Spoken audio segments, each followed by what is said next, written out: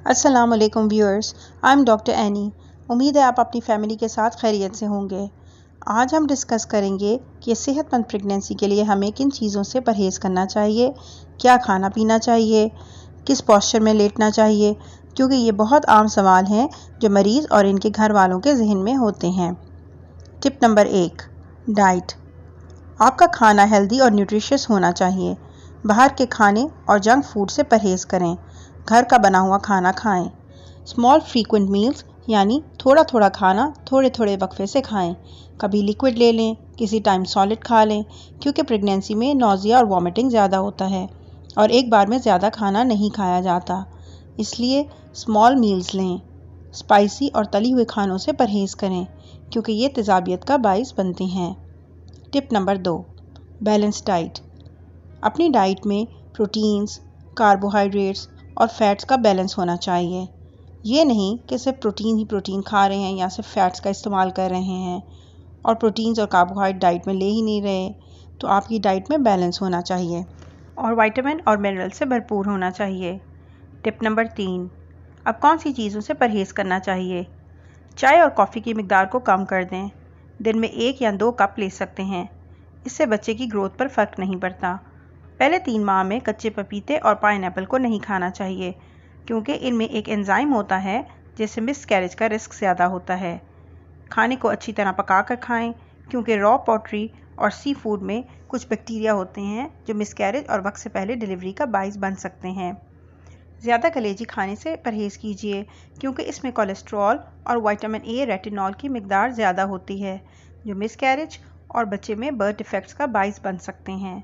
लेकिन महीने में 1 से 2 मरतबा खाने में कोई हर्ज नहीं और इसका माँ और बच्चे पर बुरा असर नहीं पड़ता। टिप नंबर 4, एक बहुत ज़्यादा पूछे जाने वाला सवाल है कि हम किस तरह सोएं, सीधा सोएं या करवट से। तो इसका जवाब ये है कि पहले 5 से 6 माह कोई ज़्यादा फ़र्क नहीं पड़ता, लेकिन 6 माह के बाद आप बाएं करवट लेकर सोएं। इससे बच्चे की तरफ जाने वाला ब्लड फ्लो ज़्यादा होता है और बच्चे की ग्रोथ ज़्यादा अच्छी होती है। अगर कोई चीज़ ज़मीन से उठानी है तो आराम से झुक कर उठाएं, मगर झटके से हरगिज़ ना उठाएं। भारी वज़न उठाने से परहेज़ करें। टिप नंबर 5, प्रेगनेंसी में एक और बहुत ज़्यादा पूछे जाने वाला सवाल ये है कि क्या हम सफ़र कर सकते हैं और इसकी क्या एहतियात और नुकसानात हैं। तो पहले 3 माह में हम पेशेंट्स को लॉन्ग ट्रैवल, ट्रेन या हवाई सफ़र एडवाइस नहीं करते, क्योंकि अगर सफ़र लंबा है तो चूँकि इस स्टेज पर प्रेगनेंसी इतनी मजबूत नहीं होती, इसलिए कोई झटका लगने की वजह से यूट्रस की अंदरूनी लाइनिंग, जिसे हम एंडोमेट्रियम कहते हैं, वो उखड़ सकती है, जिसकी वजह से ब्लीडिंग होने के चांसेस ज़्यादा हो सकते हैं और दौरान सफ़र इमरजेंसी सहूलत मिलना भी मुश्किल होती है। इसलिए प्रेग्नेंट फीमेल्स ख़ास तौर पर जिनके पहले मिसकैरेज की हिस्ट्री हो या जिनका IVF हुआ हो, इनको पहले 3 माह लंबा सफ़र करने से बिल्कुल मना करते हैं। हम आखिरी 3 माह एयर ट्रैवल यानी हवाई सफ़र की इजाज़त बिल्कुल नहीं देते, क्योंकि सफ़र के दौरान ब्लीडिंग हो सकती है या बच्चे का वाटर बैग लीक हो सकता है या पेन्स शुरू हो सकती हैं, तो इस वक्त इमरजेंसी को हैंडल करना मुश्किल हो जाता है। लेकिन अगर आपने लोकल बस या ट्रेन से ट्रैवल करना है और अगर बहुत ज़रूरी है तो 7वें और 8वें महीने में सफ़र कर लें, लेकिन 9वें महीने में बिल्कुल सफ़र ना करें, क्योंकि झटकों की वजह से पेन या ब्लीडिंग शुरू हो सकती है। टिप नंबर 6, अगर आप पहले से किसी मसले के लिए कोई मेडिसिन ले रही हैं तो अपनी गायनेकोलॉजिस्ट से डिस्कस करें कि आया वो दवाइयाँ प्रेगनेंसी में सेफ़ हैं या नहीं, क्योंकि कुछ मेडिसिन सेफ़ होती हैं और किसी मेडिसिन की एक डोज भी प्रेगनेंसी के लिए हार्मफुल होती है। प्रेगनेंसी में हम स्ट्रॉन्ग पेन किलर्स आमतौर पर मना करते हैं, जैसे डाइक्लोफेनेक, ट्रामाडोल वगैरह, लेकिन हल्की फुल्की दर्द के लिए आप पैरासीटामोल या पैनाडोल 500 mg दिन में 2 से 3 मरतबा ले सकती हैं। जहाँ तक वैक्सीन की बात है तो हम प्रेगनेंसी में टेटनस की वैक्सीन लगाते हैं, लेकिन इसके अलावा कोई भी वैक्सीन जैसे हेपेटाइटिस वैक्सीन, सर्वाइकल कैंसर की वैक्सीन वगैरह कोई भी हम प्रेगनेंसी में एडवाइस नहीं करते।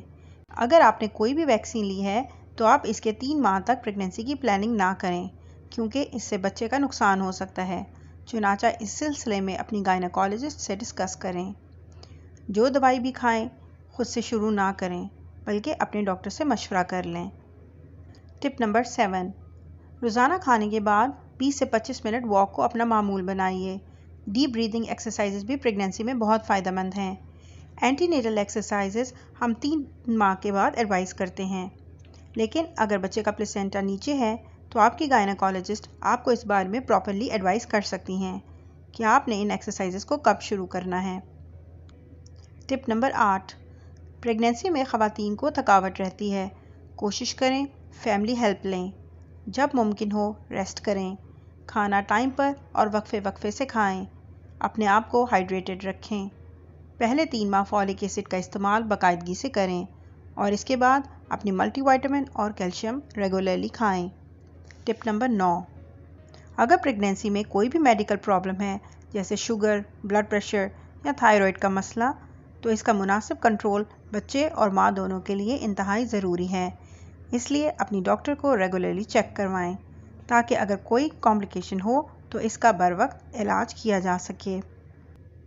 टिप नंबर 10, अगर किसी टाइम भी आपको पेट में क्रैम्पिंग पेन हो या ब्लीडिंग या वाटरी डिस्चार्ज हो तो फ़ौरन अपनी इमरजेंसी डॉक्टर से रब्ता करें, क्योंकि हो सकता है कि ये डिलीवरी की अलामात हों। उम्मीद है मैंने आपको सेहतमंद प्रेगनेंसी के लिए जो टिप्स बताई हैं वो आपको फ़ायदेमंद लगी होंगी। अगर आपको वीडियो पसंद आई है तो वीडियो को लाइक करें, मेरे चैनल को सब्सक्राइब करें और कमेंट सेक्शन में अपने राय का इजहार ज़रूर कीजिए। शुक्रिया। अल्लाह हाफ़िज़।